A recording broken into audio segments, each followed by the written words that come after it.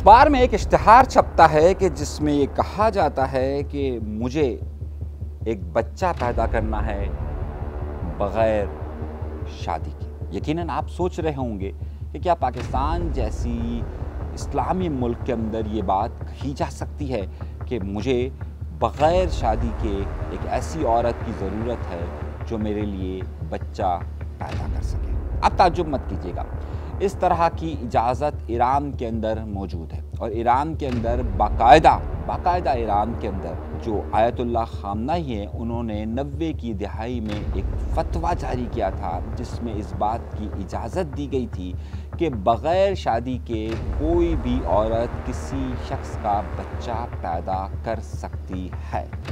लेकिन कैसे? ये मुता नहीं है, बल्कि साइंस और टेक्नोलॉजी का वो सवाल है कि जो हमें आपके सामने रखना है। इस हवाले से हम पूरी एक डॉक्यूमेंट्री आपके सामने जल्द रखने वाले हैं। इसे देखने के लिए चैनल ज़रूर सब्सक्राइब कीजिएगा और नीचे एक लिंक हम दे रहे हैं उसे ज़रूर सब्सक्राइब कीजिएगा। ये पूरी कहानी आप वहाँ पर देख सकें।